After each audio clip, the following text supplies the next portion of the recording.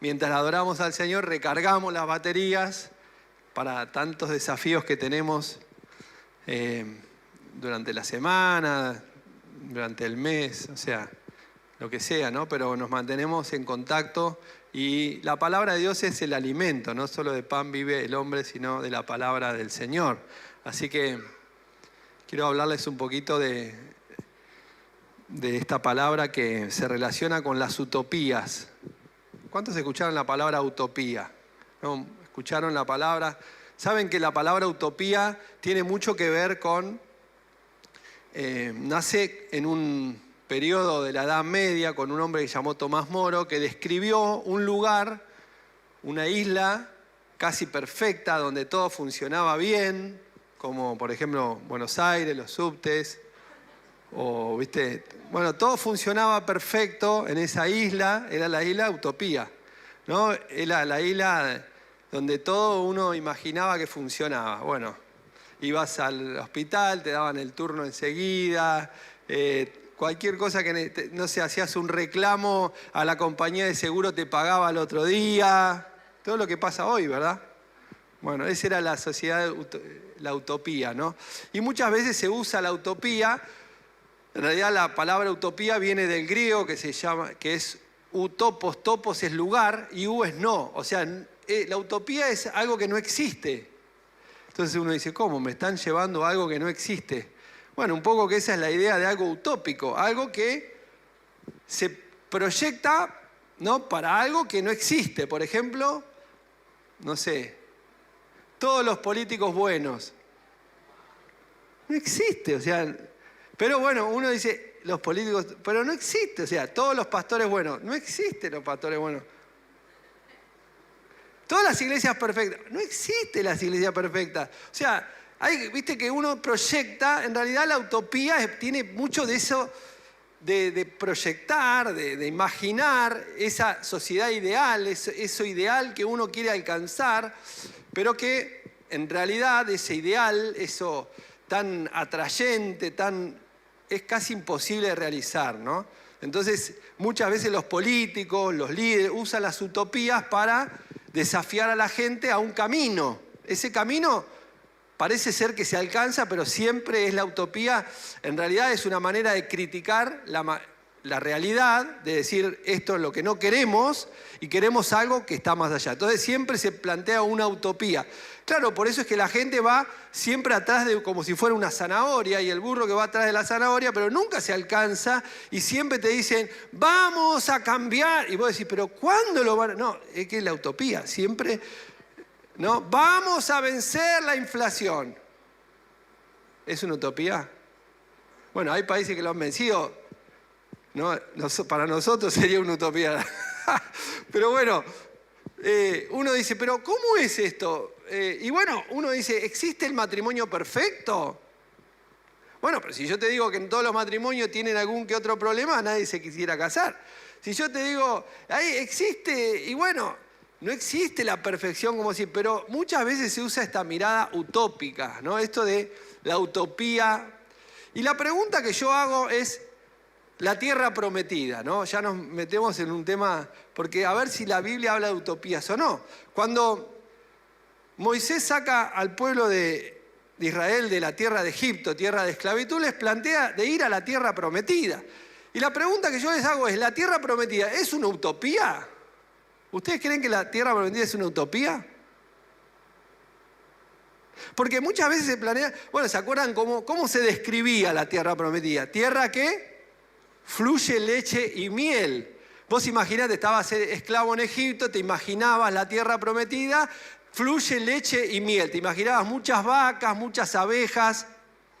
No sé qué se imaginaba la gente cuando decía fluye leche y miel. No sé, pero se ve que era una frase que era como, wow, la tierra, que vos decís, ¿qué? La abeja, me gusta, pero bueno, no sé, fluye leche y miel, leche de cabra, leche de no sé qué, pero fluía leche y miel, era como una tierra productiva, generosa. Bueno, era eso, pero era como que si te decían, vamos a salir de Egipto a una tierra igual o peor que esta, no, andá vos, yo no salgo, ¿no? Pero era como una mirada. Ahora, cuando uno ve la palabra de Dios, y es lo que vamos a ver ahora, es que hay una diferencia entre la utopía y la visión o digamos, los planes de Dios. Los planes de Dios no son utópicos. Cuando hablamos de la fe y de lo que cambia Jesús en la vida de las personas, no hablamos de una utopía, no hablamos de un Jesús irreal que planea algo inalcanzable. Hablamos de algo que en el poder del Espíritu Santo puede ser llevado a la realidad. Hablamos de una vida cristiana. Jesús dijo, yo vine para que tengan vida y la tengan en abundancia. No vino, dijo, yo vengo para decirles que tengan una vida mucho mejor, pero en realidad va a ser siempre la misma pensando que algún día van a tener una vida mucho mejor. No es eso. Por eso la tierra prometida es una tierra que la Biblia nos habla de una realidad alcanzable, lo cual no significa que no puede ser una especie de pensamiento a alcanzar, a veces medio imposible desde la mirada humana, pero lo que cambia la ecuación de esta mirada utópica hecha realidad es la fe. Por eso al capítulo de Hebreos, que es el capítulo de la Biblia que habla enteramente de fe. Hablando, número uno, definiendo la fe, diciendo que la fe es la certeza de lo que se espera, la convicción de lo que no se ve. Entonces, cuando la Biblia habla de la fe, no habla de utopía, habla de certeza de algo que no se ve. O sea, la fe se basa en lo invisible, la fe se basa en algo que hoy todavía no está. Pero utopía en realidad es algo que hoy no existe, pero en realidad se cree que va a existir. En realidad lo que hace que la utopía exista, ese no lugar, se transforme en un lugar de verdad, el reposo de Dios en la tierra prometida, era un lugar de verdad.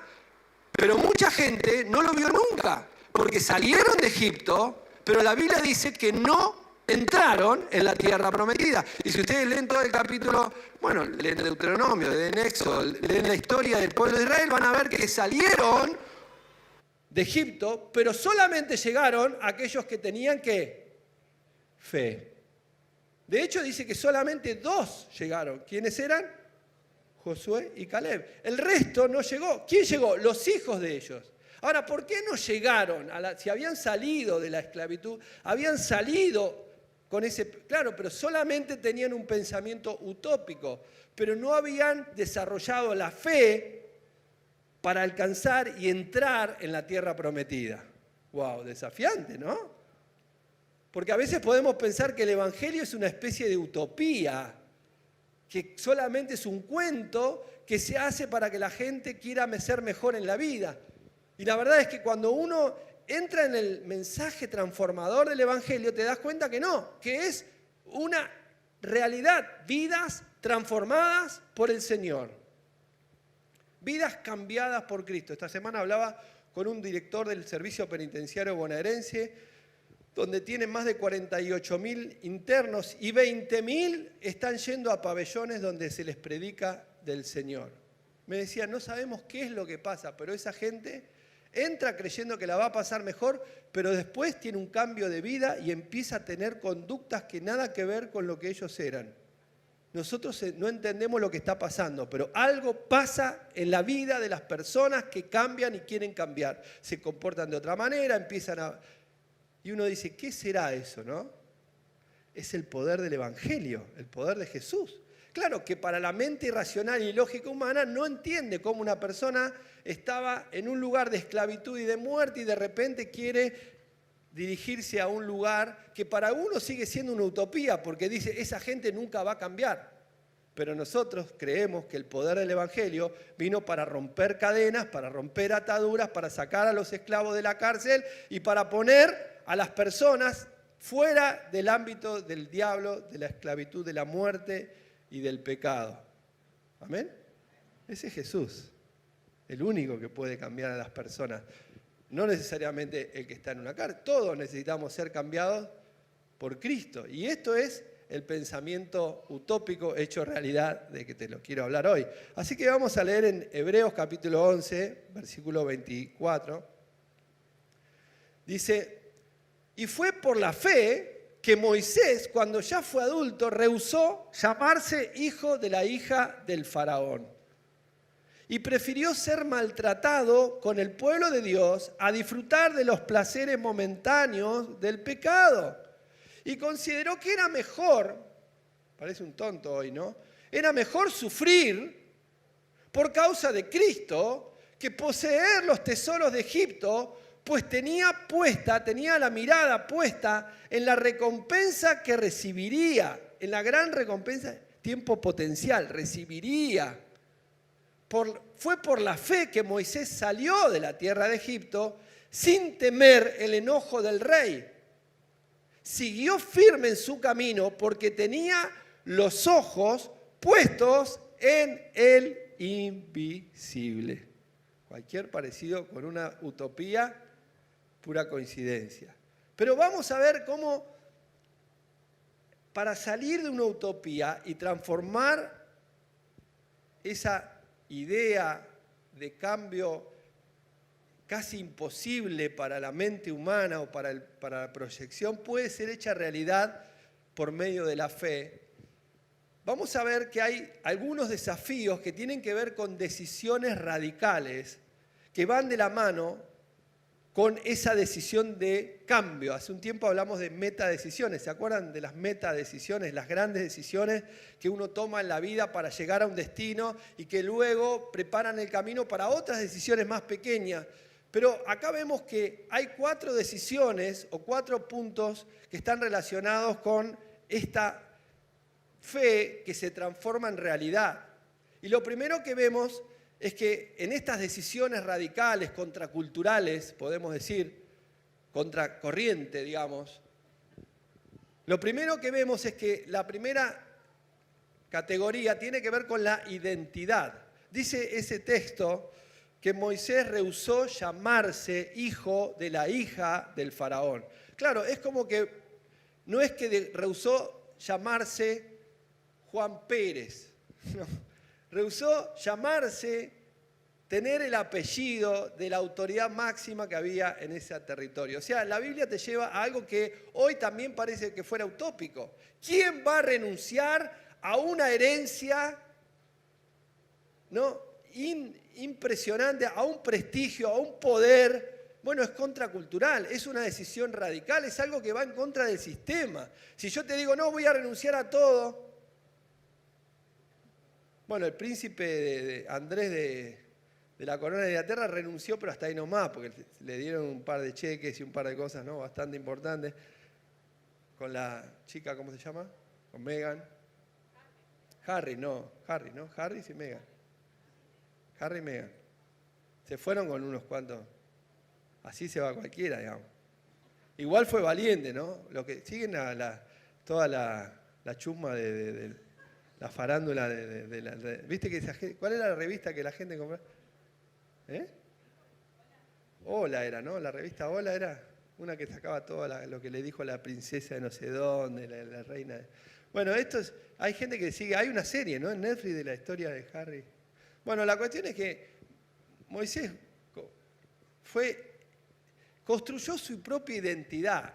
Vamos a hablar un poco más. Él dejó de tener la identidad prestada a entrar en la identidad propia de alguien que escucha el llamado de Dios y lo obedece.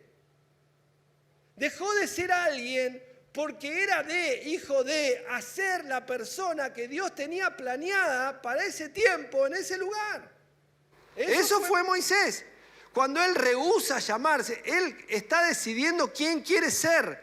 Él no quiere ser alguien que está impuesto por el modelo o el sistema. Él no quiere ser alguien que camina en una zona de confort.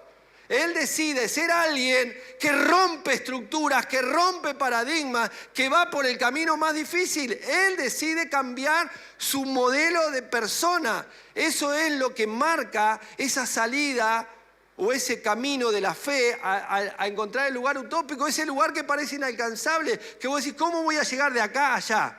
No, mucho se habla de la brecha, sobre todo en coaching. ¿Cómo puedo pasar esta brecha, salir de donde estoy a donde quiero? Bueno, ¿qué tengo que hacer para llegar ahí? Bueno, lo primero que acá vemos es que Moisés decide tomar decisiones en lo que hace a su identidad. ¿Qué es lo que los demás quieren que yo sea? ¿Hasta dónde lo que los demás quieren que yo sea tiene que ver con el propósito de Dios en mi vida? Hasta dónde lo que el sistema quiere que yo sea o en lo que yo me convierta tiene que ver con que yo pueda alcanzar el plan de Dios en mi vida. ¿Cómo yo puedo entrar en ese modelo utópico? Alguien dijo, haciendo lo mismo, la locura es que vamos a tener diferentes resultados.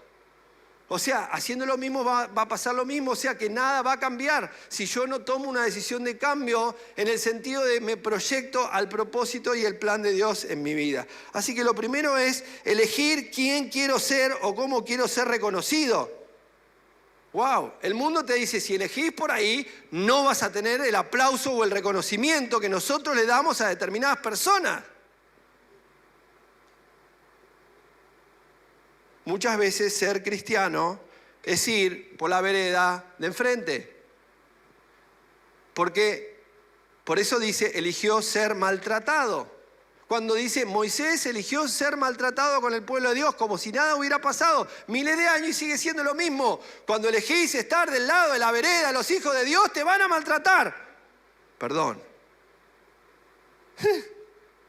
Es así. O sea, porque vos estás diciendo, yo voy por este lado y tus principios, tus valores están en contramano de gente que no lo piensa de esa manera. Entonces, lo primero que vas a encontrar es rechazo, maltrato, discriminación. Alguna palabra, decir, ustedes, ¿alguna vez te sentiste así, sí o no? ¿Cuántos se sintieron así en la facultad, en el colegio, en el trabajo, en una familia?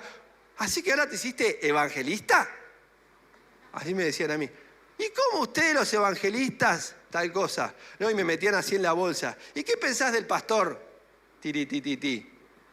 ¿Y vos sos de los que y uno, no, bueno, pero yo, ¿viste? Y te empiezan a... Y vos, ¿y ustedes qué creen? Y ustedes son los que creen que Y uno dice, bueno, pará, yo no te dije nada. Y uno dice, bueno, ¿por qué me pasa a mí? Bueno, es una decisión que uno tiene que tomar.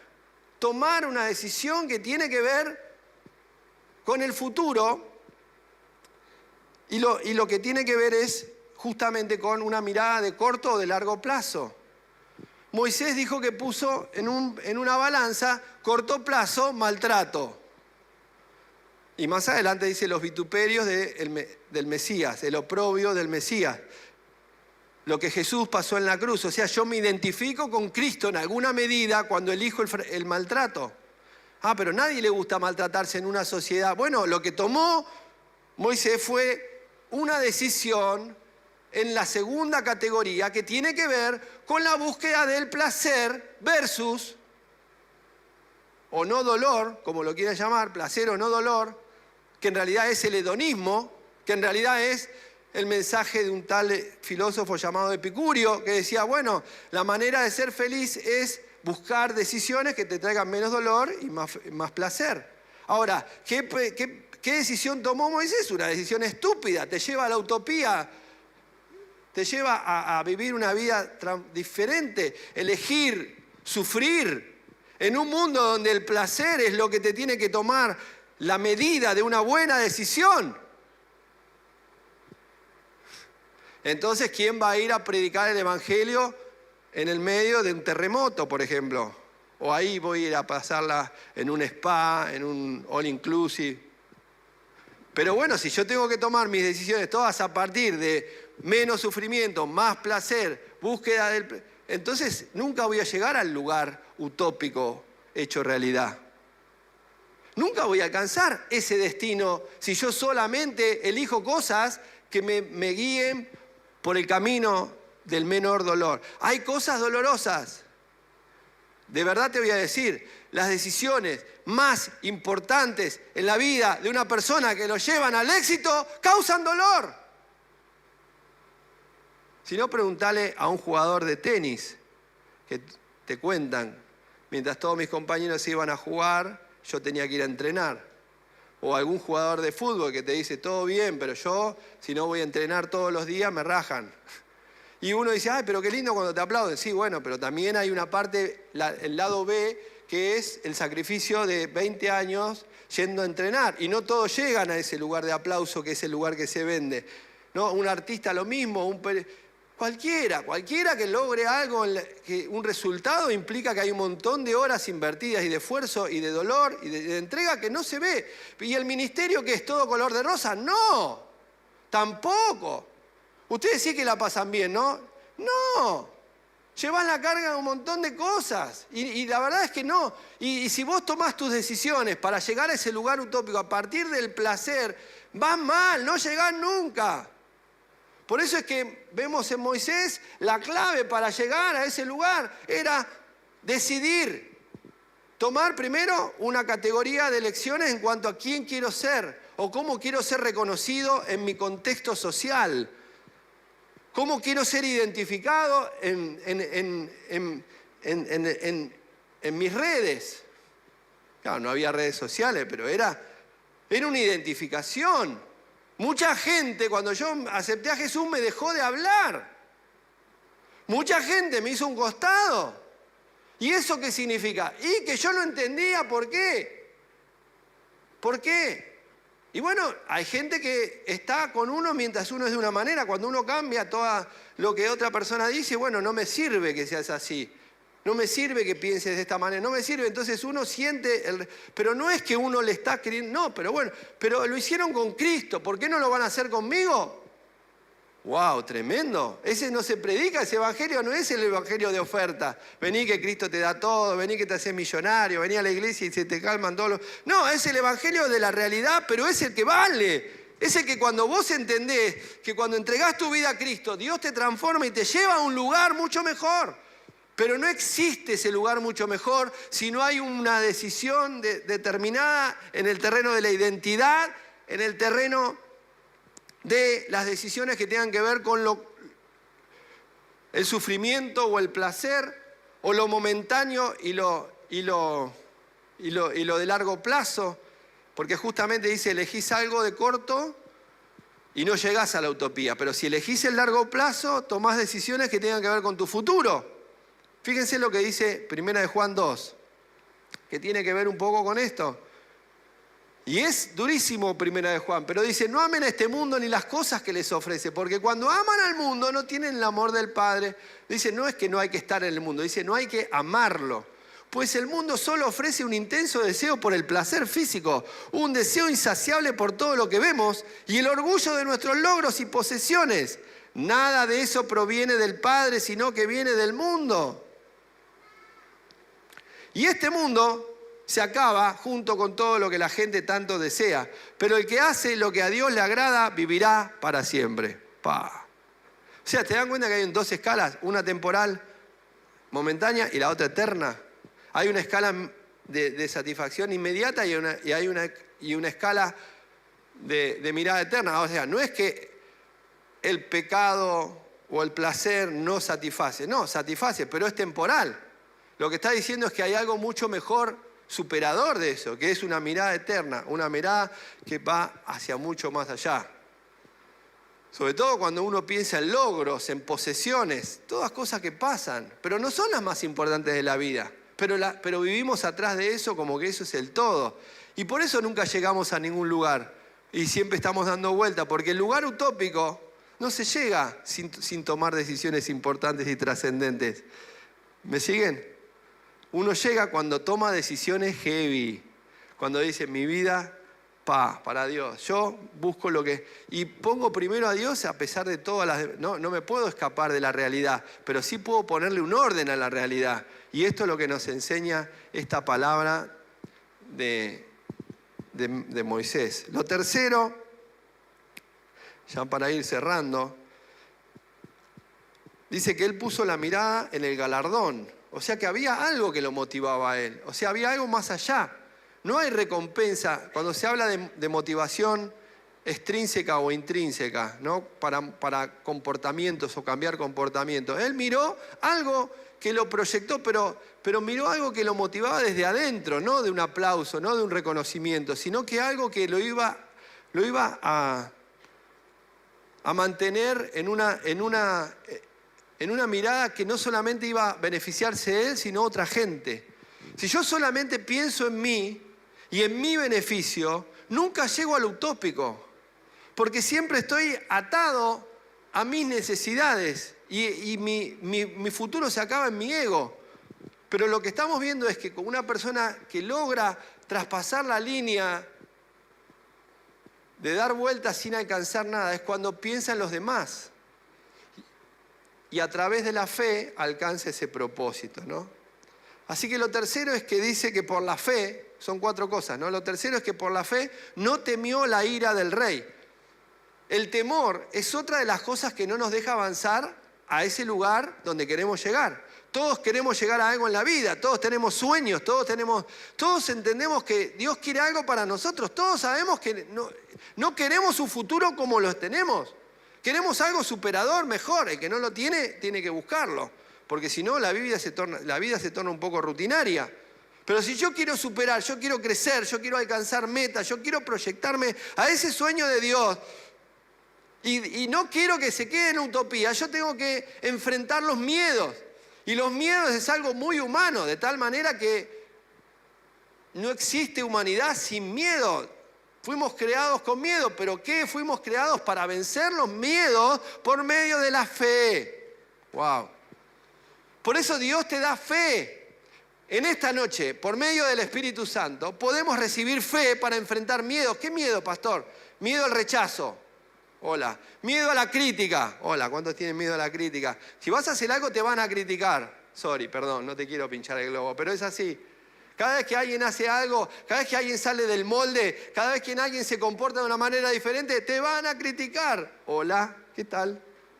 Cada vez que uno quiere salir a una cosa superior, te van a decir, es un loco, fíjate, vamos a esperar cuando caiga, fíjate, qué sé yo. La gente critica todo aquello, se sale del molde. Pero no, uno no puede esperar que no. Pero tampoco vas a enfrentar algunas fortalezas. En este caso, la fortaleza que mantenía la esclavitud se llamaba Faraón. Cuando uno quiere salir del lugar utópico, tenés que romper ataduras, romper. Gracias. ¿Están aburridos? ¿Cortamos acá? No, por él me trae el vaso de agua para decirme córtela, pastor. No sé cuáles son los mensajes que me tiran. ¿Todo bien? Mi esposa me dijo cortalo. Yo entiendo. No sé, re perseguido el tipo, ¿viste? Eso quiere decir que no me quieren. Está bien, si no quieren no predico más. Re perseguido. Pero, entonces, ¿qué pasa? Los miedos, mucha gente tiene metas, tiene un sueño, tiene una visión de Dios para alcanzar, pero vienen los miedos. Quien no tiene miedo no es un ser humano, ¿no es cierto? El hombre es mortal por sus temores e inmortal por sus deseos. Ese dijo Pitágoras, ¿no? Todos tienen miedo. Ahora, el punto está, ¿qué hacemos con los miedos? ¿Qué hacemos con los miedos? ¿Qué hacemos con los miedos? Miedo al rechazo, miedo a la soledad, miedo, qué sé yo, miedo a la muerte. Ay, no, ni la diga, pastor, ni la diga. Todos queremos ir al cielo, pero nadie está apurado. ¿Cierto? Nadie está apurado. Si está apurado, tiene un problemita, vaya al psicólogo, ¿no? Ahora, si uno dice, ¿cómo enfrento? Bueno, la utopía te enseña a no tener miedo. Fíjate, mucha gente que está bajo pensamientos aún utópicos, pero no reales, no estoy hablando de tener fe en algo certero, sino se enfrenta a sus propios miedos. Porque piensa en un ideal de alcanzar algún logro y dice, vale la pena enfrentar mis propios miedos. Y le dice, pero vos no tenés miedo, sí, pero tengo que hacerlo porque yo quiero llegar allá. O sea, nadie llega a un lugar superador y mucho menos de gran alcance si no enfrenta los miedos. La persona que se baja, se queda atada al miedo, entonces no toma decisiones para enfrentar el miedo, nunca alcanza ahí. Y eso es la fe. La tercera escala es la fe te va a ayudar a vencer los miedos. Porque el miedo, hay un pasaje donde Jesús le habla a una persona que tenía una enfermedad. Jesús le dice esta frase, no temas, cree solamente. No temas, cree solamente. Y el Señor te dice, no temas. Fíjense Isaías 41:10, que es uno de los pasajes que más me gusta sobre el temor. ¿Lo tenemos ahí? Isaías. No lo tenemos. Bueno, dice,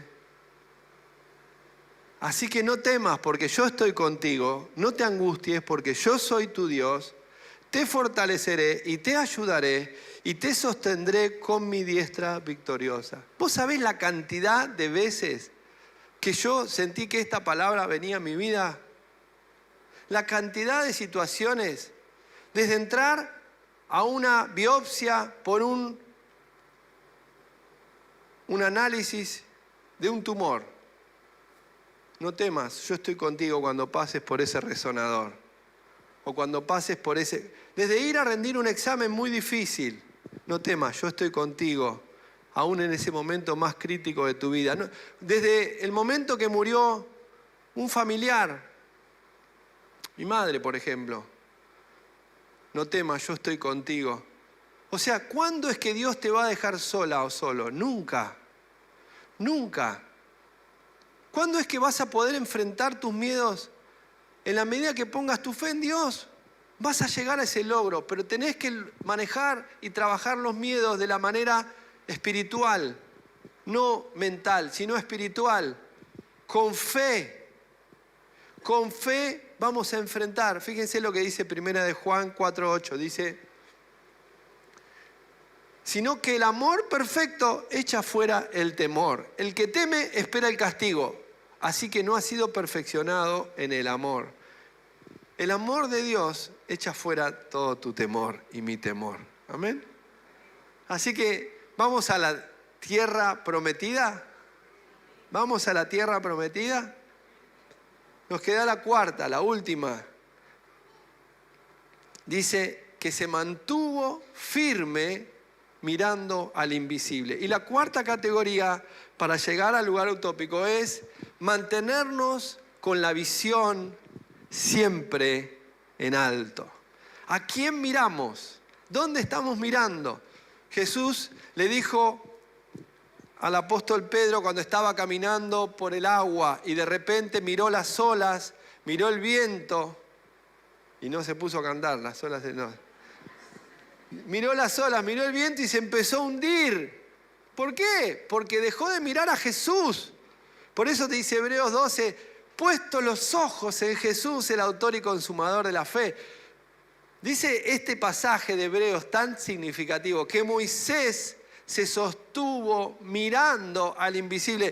Pastor, ¿cómo llego de acá a allá? ¿Cómo llego en mi camino a través del desierto de la vida? ¿Cómo llego para superar cada una de mis pruebas? ¿Cómo hago? ¿Cómo dice la Biblia que yo tengo que andar? No hay otro camino de que llegar a la tierra prometida, tierra de realidad, no de utopía nada más, tierra de alcance. Es los ojos puestos en Jesús. Mirando al invisible. Pero si no se ve, justamente es por fe. Voy por fe, no voy mirando. Dice, no voy mirando lo que veo, voy mirando lo que no se ve. Eso es la fe, certeza de lo que se espera, convicción de lo que no se ve. Entonces, si no lo ves, ¿cómo lo esperás? Bueno, esa es la fe. Eso es la fe. Entonces, ¿cómo te mantenés en una utopía? Bueno, la utopía... Lamentablemente les tengo que decir que la gente termina descreída de todo porque se dio cuenta que esas utopías nunca lo llevaron a ningún lado. Pero Cristian, ¿y qué hizo ahí? Lo mantuvo entretenido un tiempo. Pero ¿cuál es la diferencia con la fe? Que la fe es la certeza de lo que se espera. Nosotros tenemos esperanza y esa esperanza no vuelve atrás. Es la esperanza de Cristo, es el Señor que nos lleva de victoria en victoria, de triunfo en triunfo y que nos va a sacar siempre adelante. Por eso somos más que vencedores por medio de Cristo. Más que vencedores por medio del Señor.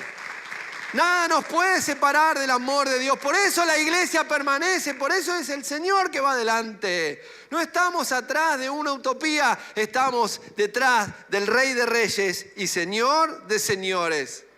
Ese es nuestro aliento. Esa es nuestra fe. Que nada nos baje la mirada. Que nada nos baje la mirada. Yo sé que uno dice, pero pastor, vos no sabés la que yo estoy pasando, no sabés lo que tengo que enfrentar. Y sí, hay momentos difíciles, pero son los momentos críticos, son los momentos que te marcan un antes y un después, son los momentos que te llevan a un lugar donde antes no conocías. Es el lugar de la utopía, de la tierra prometida, pero la manera de alcanzarlo es por la fe. ¿Amén? ¿Hay algunas cosas que te parecen imposibles de alcanzar en tu vida? No me digas. Pero seguramente hay cosas que decís, esto no es para mí. O parece que yo no soy para este tipo de cosas. O estas situaciones no son de las... Pero ¿cómo no vas a hacer si ese sueño está en tu corazón? ¿Por qué crees que no es para... No, estás bajo una realidad de pensamientos de esclavitud que hay que echarlos en el nombre de Jesús. Y hay que salir de ese lugar de pensamiento opresor, esclavizante, que te dice, bueno, hay una vida, pero no es para vos. Hay una vida cristiana de éxito, pero vos no estás calificada o calificado para vivirla. Ese no es el mensaje de Jesús. Ese no es el mensaje del Señor. El Señor nos desafía a mirar por la fe. En un momento en el desierto había una plaga y el Señor le dice, levantá, Moisés le dice, levantá una serpiente de bronce y todo el que la mire se va a sanar. Y así fue. Por eso dice el Nuevo Testamento, Jesús es como esa serpiente de bronce, que todo el que mire por la fe va a ser salvo. Todo el que mire por la fe va a ser salvo. ¿Y cómo es la manera de salir adelante? Mirando a Jesús, mirando a lo invisible. No corro el riesgo de que me engañen. No es que nadie te está engañando. Sos vos el que toma esa decisión de abandonar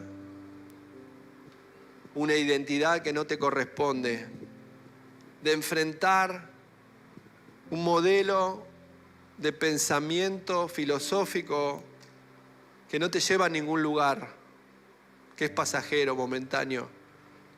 Sos vos quien decide tomar decisiones dolorosas, momentáneas, para luego alcanzar un resultado superador. No hay otro camino. Por más que te lo vendan y te digan, no existe, no existe. No, es un no lugar, es una utopía vendehumo.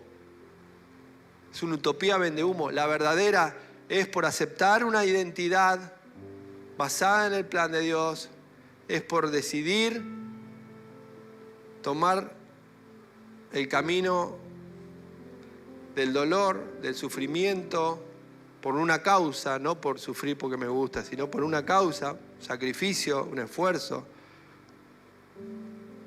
Es vencer los miedos, enfrentar los temores, entregar esos temores al Señor y por medio de la fe y del amor de Dios salir adelante.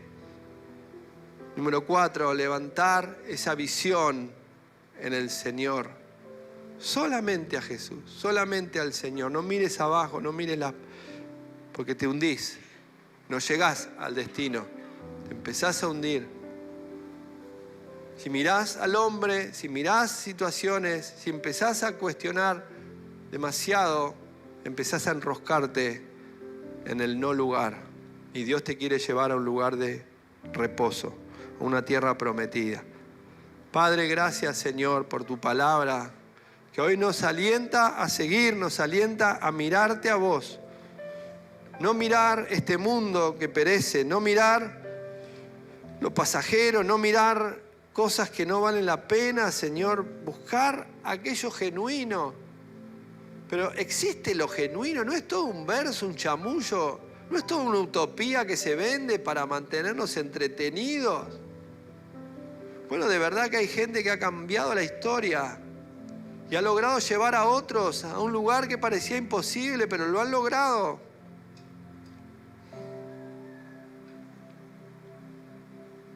Por medio de la fe. Por medio de la fe. Por medio de la fe caminamos, por medio de la fe andamos, avanzamos en el nombre del Señor. Caminamos en fe. Oh bendito Dios, gracias Señor, gracias Jesús. Gracias Señor por llevarnos a un lugar mejor. Gracias porque estar en Cristo no es una utopía, no es un entretenimiento. Gracias Señor porque en esa fe somos bendecidos. Existe ese lugar mejor, no es utópico, existe y es alcanzable por la fe en Cristo. Quizás le quieras decir: Señor Jesús, te entrego mi vida, te entrego mi corazón. Hasta ahora anduve por mis caminos, hasta ahora anduve en mis propios destinos, pero hoy quiero aceptarte. Señor Jesús, te acepto en mi corazón como mi Rey y mi Señor. Mi Rey y mi Señor. Si te animás a hacer esa oración y nunca la hiciste antes, levantá tu mano, quiero orar por vos. Quiero orar por tu vida. Señor, bendecí esas manos, bendecí, Señor, esas vidas que hoy toman esas decisiones. Un antes y un después, un camino diferente, un destino completamente distinto. Gracias, Señor. Gracias, Señor. Gracias, Señor. Gracias, Jesús. Porque nos llevas por amor. Nos llevas por amor, no nos llevas por miedo, ni por amenaza, ni por ilusiones. Nos llevas por amor, nos llevas por gracia, nos llevas por tu misericordia. Señor, los bendigo. Bendigo a tus hijos, a tu iglesia, a tu pueblo, Señor. Bendigo tu casa, Señor. Gracias, gracias, Señor. Gracias. Porque algo nuevo está viniendo, Señor. Y nosotros nos levantamos a tomar decisiones radicales, contraculturales, porque queremos alcanzar ese lugar para nuestras vidas, para nuestro futuro, para nuestra familia, para nuestra descendencia. Señor, para que tu nombre sea levantado en medio nuestro y que seamos conocidos como vos quieras que seamos conocidos.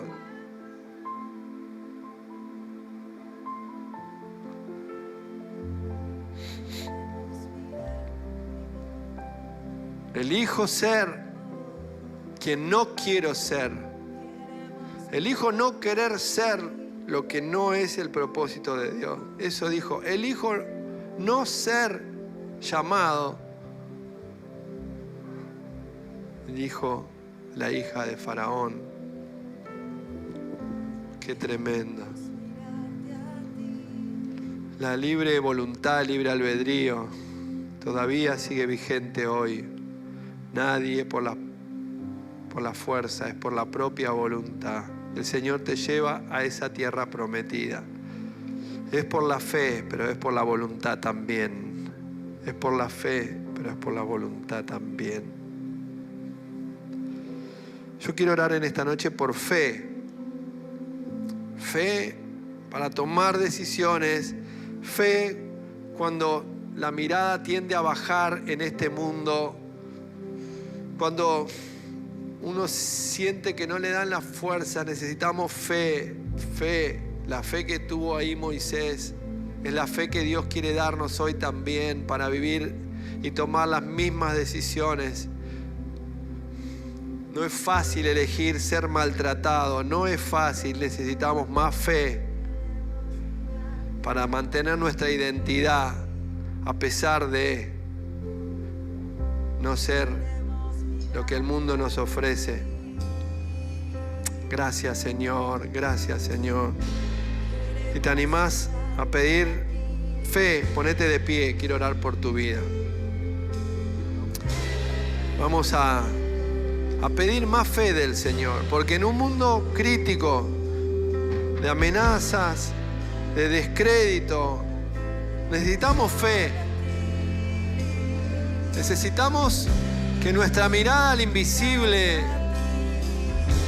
sea más poderosa. Oh Señor, Señor, ayúdanos Ayúdanos a tomar decisiones contraculturales, radicales, Señor.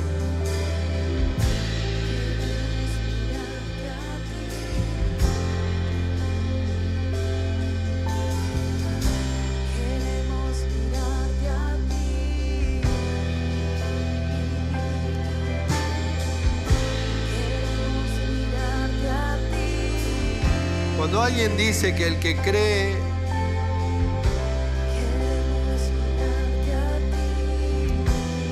o tiene fe en el invisible es un tonto, o es alguien de menor capacidad racional, pero a su vez uno lo ve que está siguiendo una utopía que por sus resultados demuestra que no lleva a ningún lado. Uno dice, ¿por qué? Si yo tengo testimonio de lo que Dios hace en una vida transformada, yo tengo testimonio de lo que yo he vivido, lo que yo creo, no es solamente algo que lo tengo en el terreno de la lógica, sino que lo he experimentado.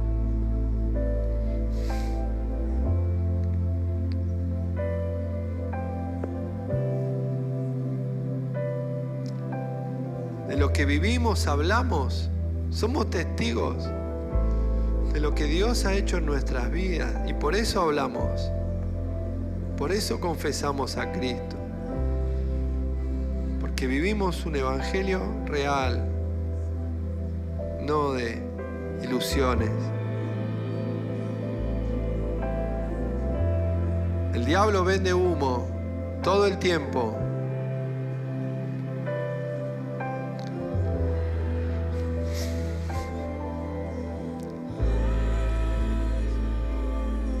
Las ideologías venden humo todo el tiempo. Venden realidades que no son ni nunca se van a alcanzar. Pero mientras tanto desacreditan al que tiene fe.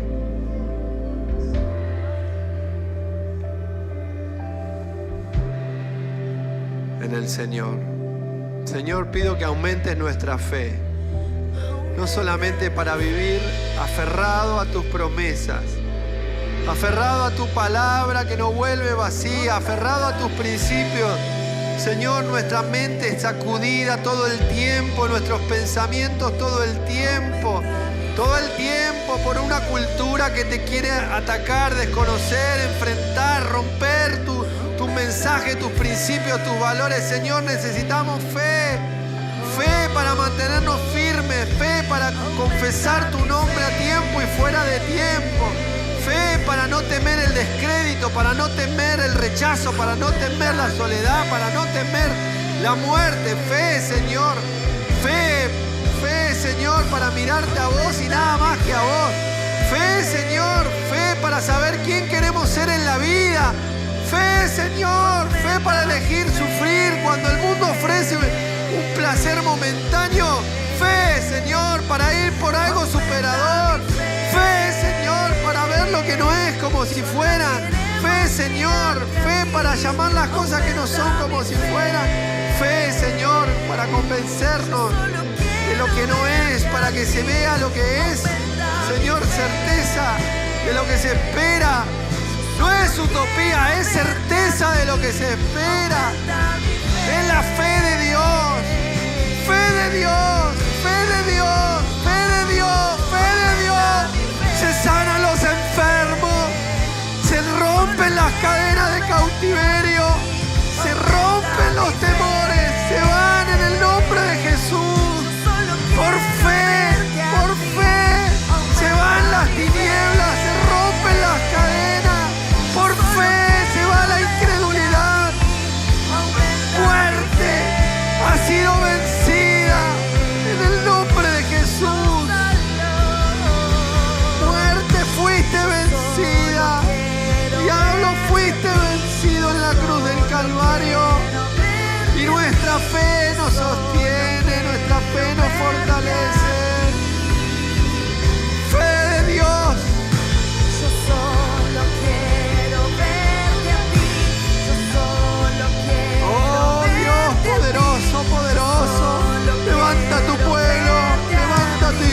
paciencia en fe,